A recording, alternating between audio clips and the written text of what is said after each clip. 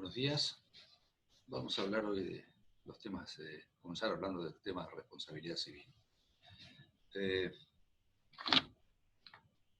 Vamos a hacer una especie de clasificación de los distintos supuestos de responsabilidad civil, por lo menos los que están legislados en el Código y algunos más también. La clasificación yo la he elaborado en función de cómo se causa el daño.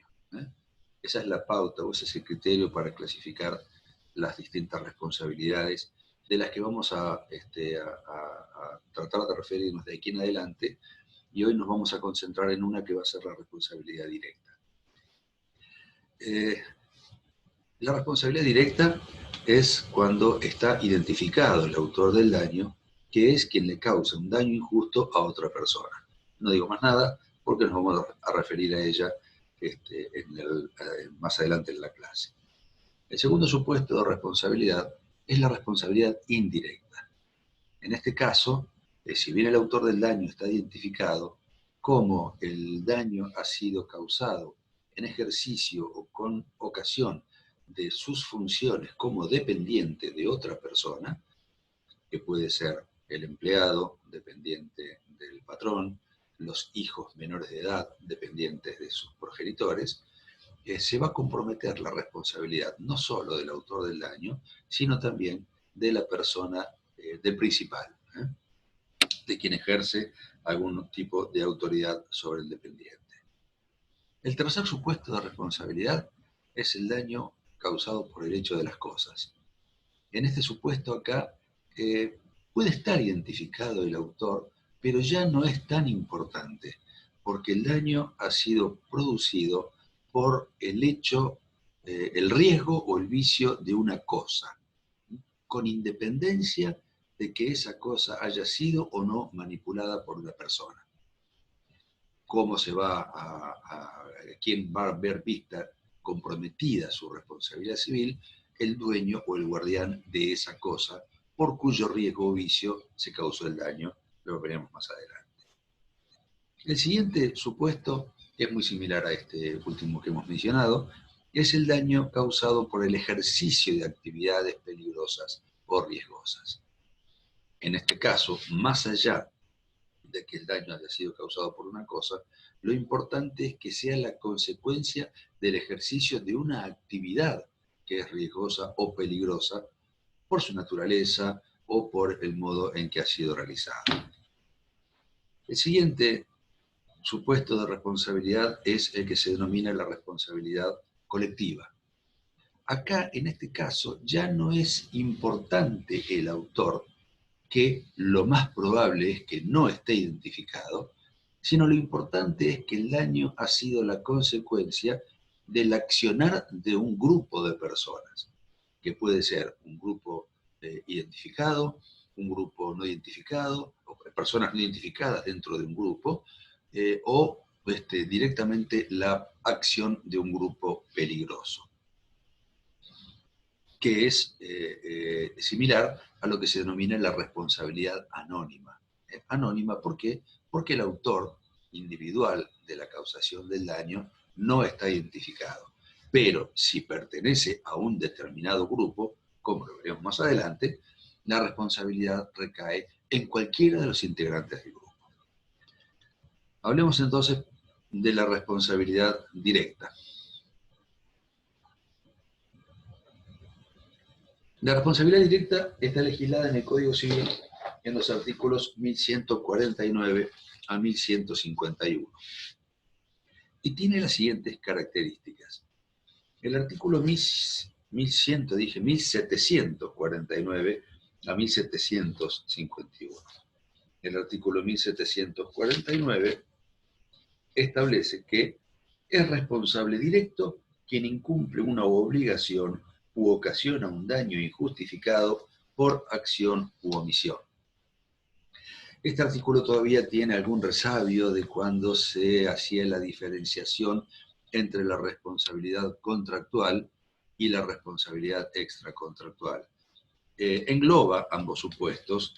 No hubiera sido necesario que lo hiciera porque este código claramente ha unificado ambas órbitas de la responsabilidad, Pero bueno, cuando dice quien incumple una obligación, se está refiriendo a los daños causados dentro de la inejecución de un contrato. Y cuando dice ocasiona un daño injustificado por acción u omisión, se está refiriendo a lo que se denomina la responsabilidad extracontractual, fuera de cualquier vinculación jurídica entre dañador y dañado, entre autor y víctima. De tal manera, en este caso de responsabilidad directa, quien responde es el autor del daño, exigiéndose, por supuesto, que, como lo vamos a ver por oposición en el artículo siguiente, que su acto sea voluntario. El acto es voluntario de acuerdo con el artículo 260 del Código Civil y Comercial, que establece las características de cuándo un acto es voluntario. Obviamente, porque si el acto es involuntario, es decir, el autor no tiene discernimiento o intención o libertad, entonces entiendo que como principio general el daño causado no va a tener resarcimiento.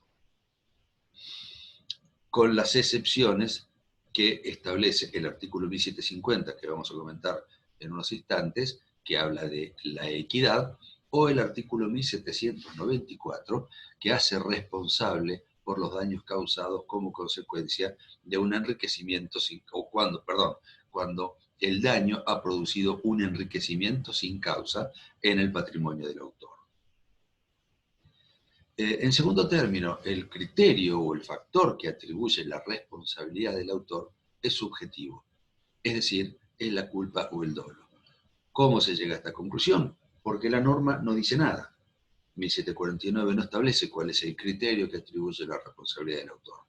Por lo tanto, si nos remitimos al artículo 1721, cuando dice que en ausencia de normativa, el factor de atribución es la culpa.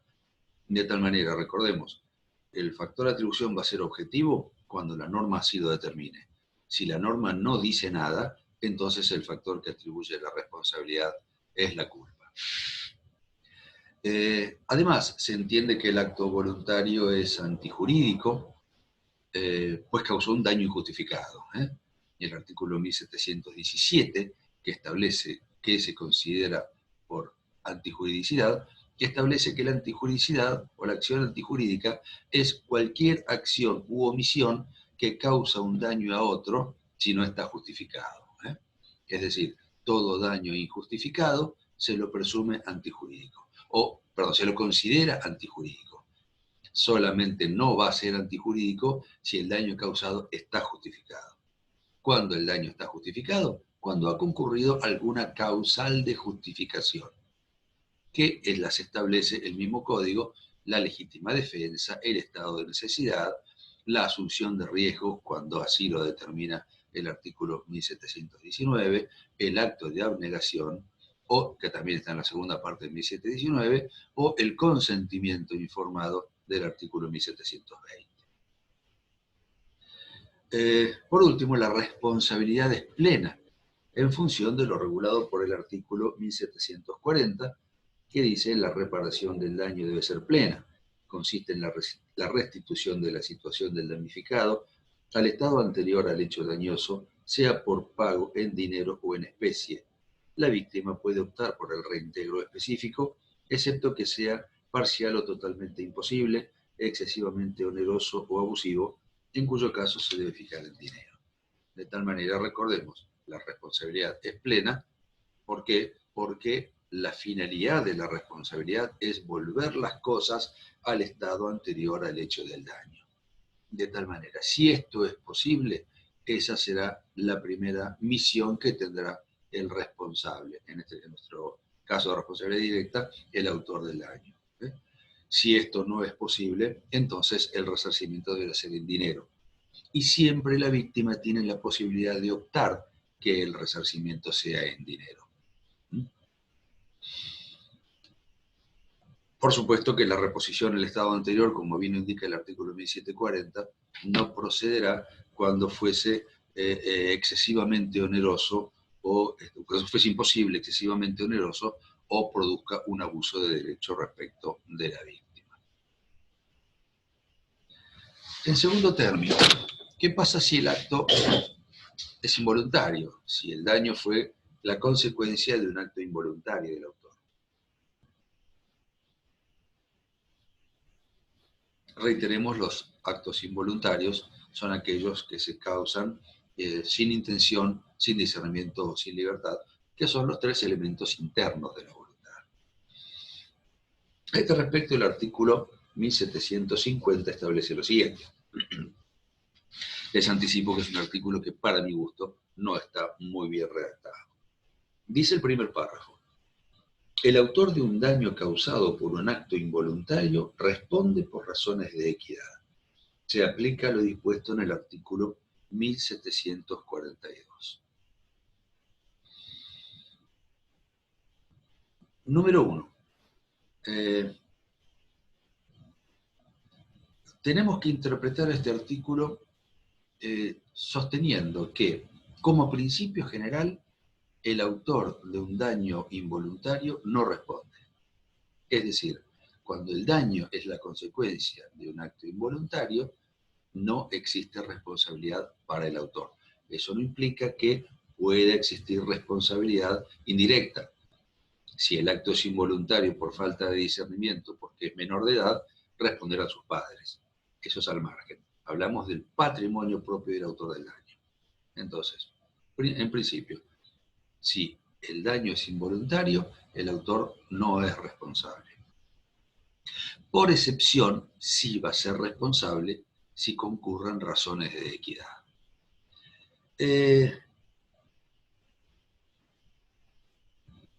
La norma del artículo 1750 remite al artículo 1742, que establece un supuesto distinto, que es la atenuación de la responsabilidad por razones de equidad. Es decir, en la generalidad de los casos, no en los casos de actos involuntarios, en la generalidad de los casos, se responde en forma plena, como recién decíamos.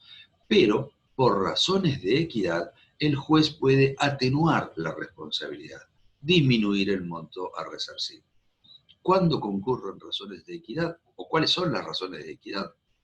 Son, teniendo en cuenta el patrimonio del autor del daño, la situación personal de la víctima y las circunstancias que rodean al caso.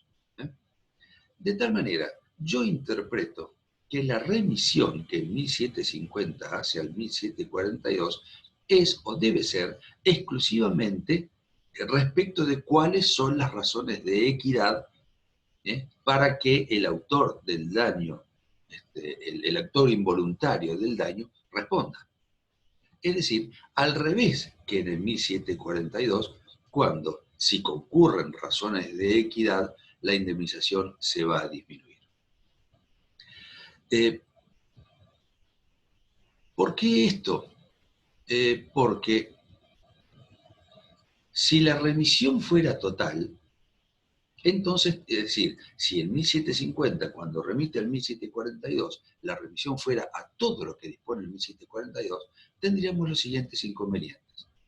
Primero, el resarcimiento que debe otorgar o al cual está precisado de abonar el autor del daño involuntario a la víctima, lo concederá el juez como una atribución, como dice el 1742. El juez, al fijar la indemnización, puede atenuarla si es equitativo. Puede, es decir, es una atribución discrecional del juez. En el caso del 1750, también es una atribución discrecional del juez, o si concurren razones de equidad, debe otorgar la indemnización. Esto no está aclarado en el artículo 1750 por la remisión genérica que hace el 1742. En segundo término,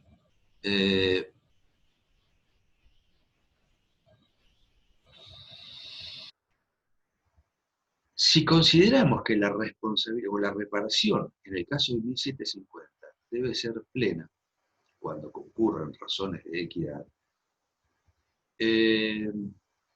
solamente estará, solamente deberá indemnizar el autor del daño si han concurrido estas tres situaciones que refiere el 1742. Es decir, cuando el patrimonio del autor es lo suficientemente solvente como para poder abonar la indemnización, cuando el patrimonio de la víctima es lo suficientemente insolvente como para que sea muy injusto que esa indemnización no sea abonada por el hecho de que el autor del daño lo ha causado de manera involuntaria, y además el juez puede buscar otras circunstancias del caso que lo convenzan de que aquí existen razones de equidad como para que la indemnización sea pagada. De tal manera entendemos nosotros que el principio general parecería ser que en definitiva por los hechos involuntarios, por los actos involuntarios, no se responde, salvo que haya estas razones de equidad o que existan o que se haya configurado un enriquecimiento sin causa a favor de la víctima y en perjuicio a favor, perdón, del autor del daño y en perjuicio de la víctima. Fíjense este ejemplo. Si una persona, un menor de 9 años, claramente sus actos son involuntarios porque el discernimiento para realizar actos ilícitos recién se adquiere a los 10. De tal manera, como no tiene discernimiento a los 9 años, sus actos son involuntarios. Faltándole al acto o el discernimiento, o la intención, o la libertad, el acto es involuntario. Bueno, nuestro menor de 9 años pasa por la vidriera de un negocio, toma una piedra, la tira sobre la vidriera y rompe el vidrio.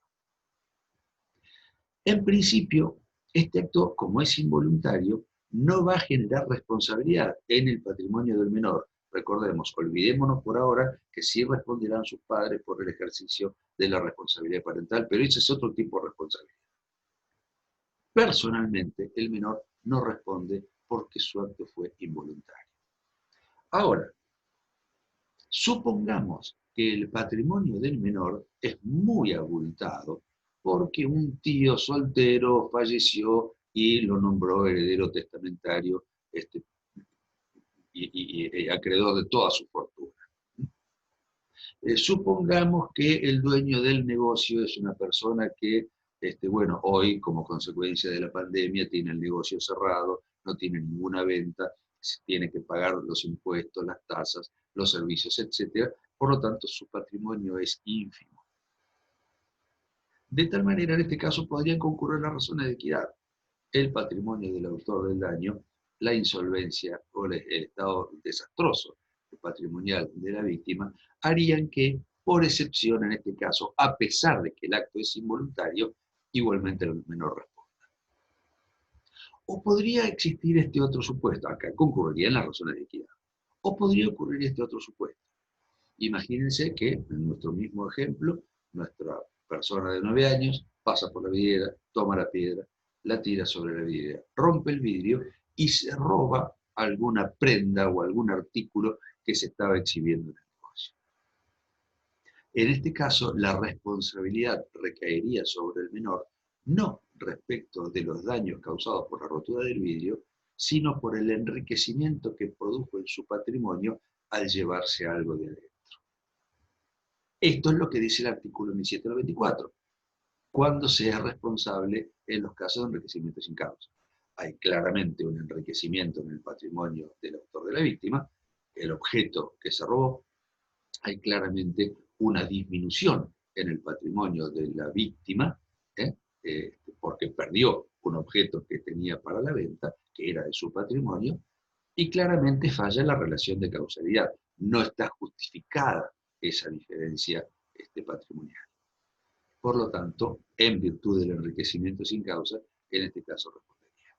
Recopilando entonces, por el acto involuntario, como principio general, no se responde, salvo que haya razones de equidad o que haya habido enriquecimiento sin causa. Por la conjugación entonces de los artículos 1750, 1742, 1794.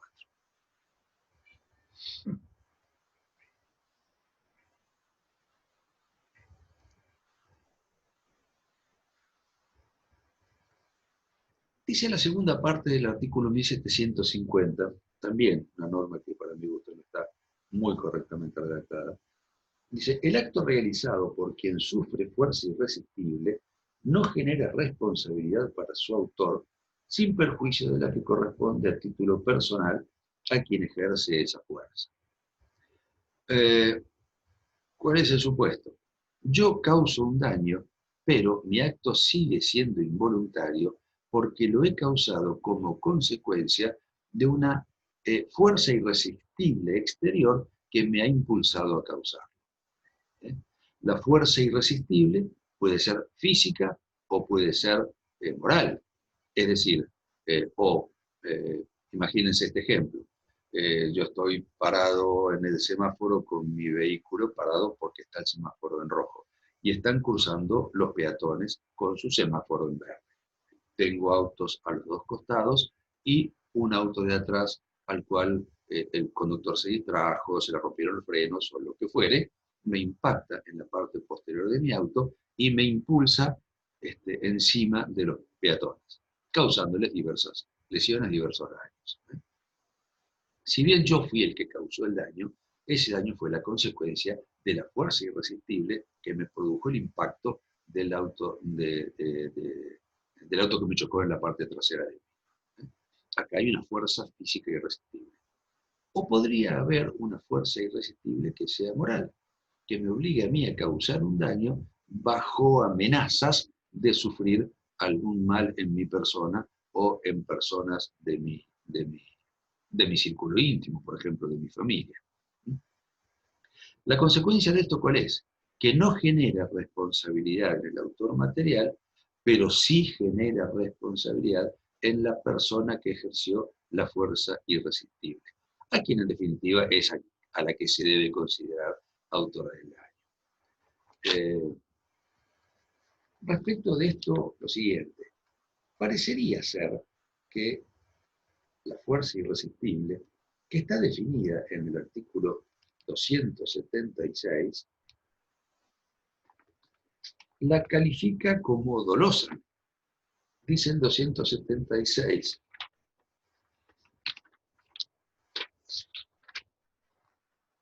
La fuerza irresistible y las amenazas que generan el temor de sufrir un mal grave e inminente, que no se pueden contrarrestar o evitar en la persona o bienes de la parte o de un tercero, causan la nulidad del acto. La relevancia de las amenazas debe ser juzgada teniendo en cuenta la situación del amenazado y las demás circunstancias del caso.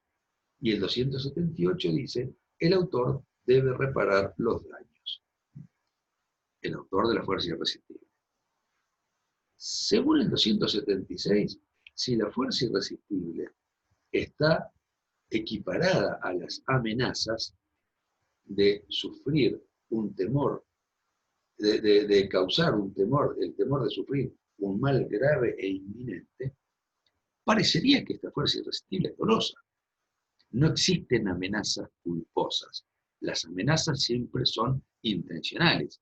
El que amenaza no lo está haciendo con negligencia, con imprudencia o con impericia, sino con la intención de que su amenaza produzca el efecto deseado. Es decir, que se haga o que no se haga lo que yo pretendo mediante la amenaza. Pero la fuerza irresistible del artículo 1750,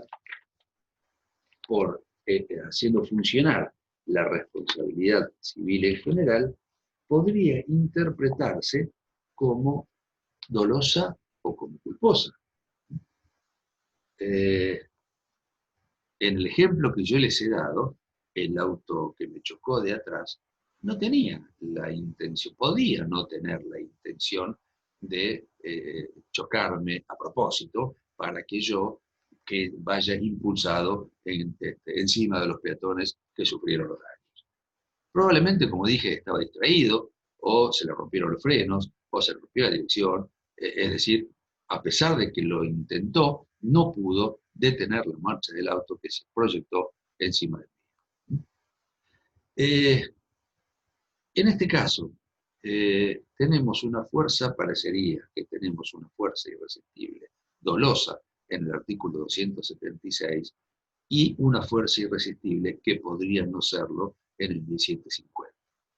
Esto nos vuelve a demostrar la poca puntillosidad legislativa que tuvieron los autores de este Código Civil y Comercial, donde evidentemente el 276 lo escribió algún autor y el 1750 lo escribió otro, y falló una coordinación por encima que adaptara o adecuara ambas normas, ambos artículos. ¿Para qué utilizar nombres similares para referirse a supuestos distintos? Evidentemente la fuerza irresistible del 276 no tiene mucho que ver con la denominada fuerza irresistible del 1750. Y en definitiva, lo que produce la fuerza irresistible es lo que nos dice el artículo 1731, que habla del hecho de un tercero. Para eximir de responsabilidad total o parcialmente el hecho de un tercero por quien no se debe responder, debe reunir los caracteres del caso fortuito. Al amigo que se le rompieron los frenos del auto y me chocó en la parte trasera del mío, debemos considerarlo como que es un tercero. Y es el hecho de ese tercero tuvo todas las características del caso fortuito respecto de mí. Y el caso fortuito es una eximente genérica de responsabilidad. De tal manera, los supuestos de fuerza irresistible a los que parecería que se refiere el segundo párrafo del artículo 1750 son supuestos de hechos de tercero que tienen características de caso fortuito y por esa circunstancia eximen de responsabilidad al autor material del daño. De tal manera, saquen el segundo párrafo del 1750 y el sistema de responsabilidad civil no tiene ninguna modificación. El hecho de un tercero que tiene las características del caso fortuito exime de responsabilidad al autor.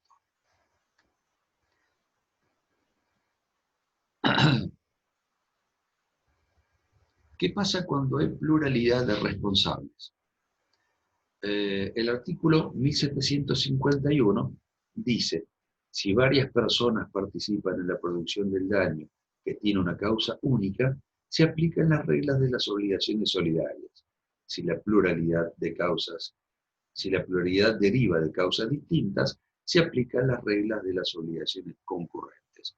Una consecuencia absolutamente lógica del sistema de clasificación de obligaciones en cuanto a la pluralidad de sujetos.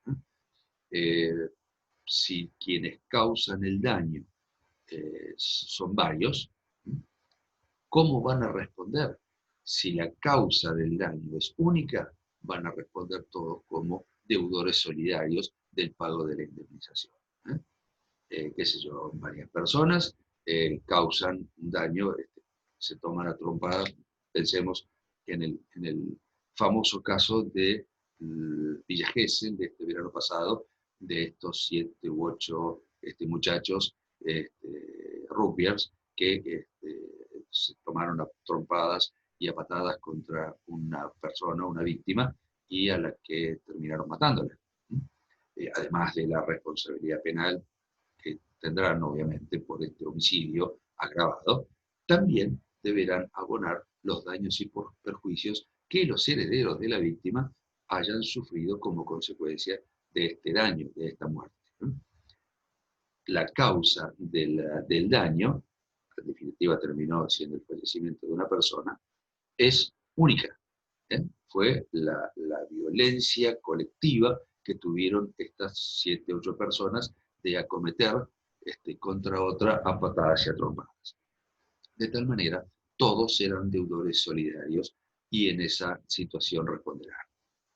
En cambio, si hay pluralidad de autores y la causa es distinta, o si hay pluralidad de responsables y la causa de su responsabilidad no es única, entonces se aplican las obligaciones, las reglas de las obligaciones concurrentes para dirimir cuánto deben abonar cada uno.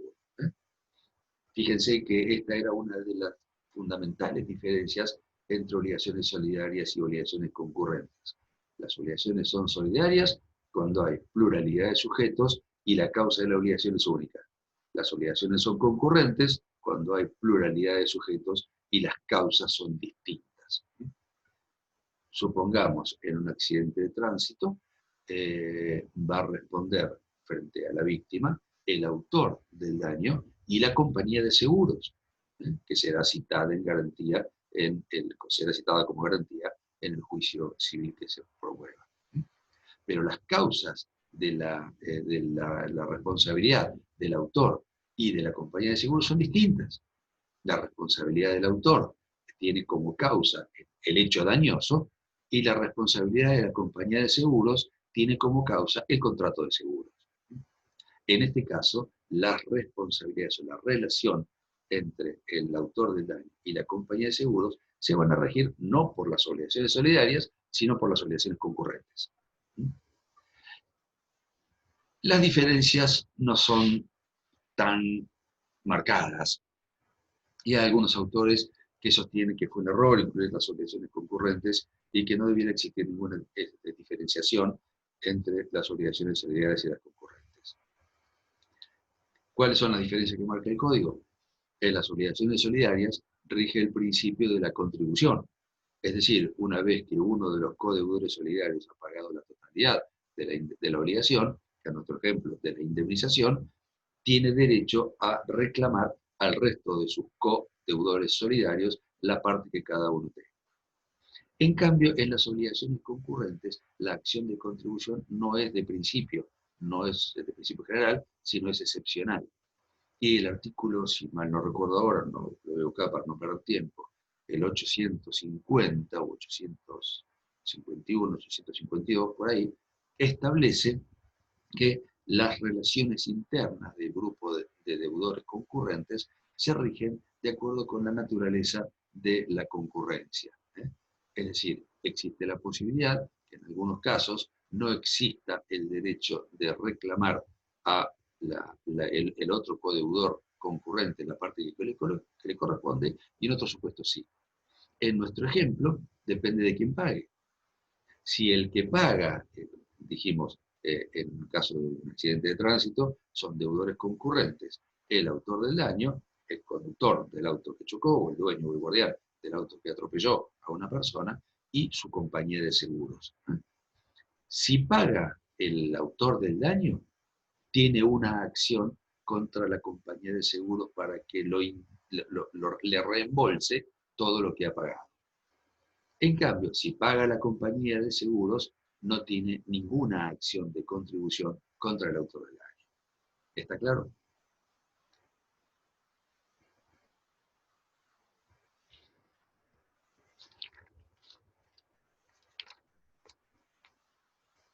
Bien, esto en materia de responsabilidad directa. No quiero comenzar con la siguiente responsabilidad porque alargaría mucho la clase y tendría que acelerar y no tiene mucho sentido. La próxima vamos a hablar de la responsabilidad indirecta. Pero les adelanto, les dejo planteado el tema. La responsabilidad es indirecta. Fíjense, la responsabilidad indirecta es un caso de excepción, porque como principio general, solo se responde, las personas solo responden por los actos que ellas realizan. De tal manera, cuando se compromete la responsabilidad del autor, significa que no se compromete la responsabilidad de ninguna otra persona. En cambio, cuando la responsabilidad es indirecta, precisamente la acción del autor es la que compromete la acción de otras personas. Por eso se denomina este tipo de responsabilidad indirecta, o responsabilidad refleja, o responsabilidad por el hecho de otro. Y está legislada a partir del artículo 1752 del Código Civil y Comercial, que regula la responsabilidad del principal por los hechos que causan los dependientes, la responsabilidad de los padres por los hechos que causan, por los daños que causan sus hijos menores sujetos a responsabilidad parental, y la responsabilidad de las personas que están asimiladas a los padres, que son los tutores, son los curadores, o son aquellos a quienes se ha transferido de manera parcial o definitiva la autoridad sobre el menor. Recordemos que la responsabilidad indirecta en general, como no funciona como principio general, se exige como requisito fundamental para que proceda que exista lo que se denomina una relación de dependencia. Es decir, que el autor del daño, o que digamos que la persona que definitivamente va a indemnizar, sea principal del autor del daño. Que el autor del daño sea dependiente de la persona que en definitiva vaya a indemnizar. En nuestro próximo encuentro vamos a explicar algunos detalles particulares de este tipo de responsabilidad. Bueno, muchas gracias y nos vemos en la próxima.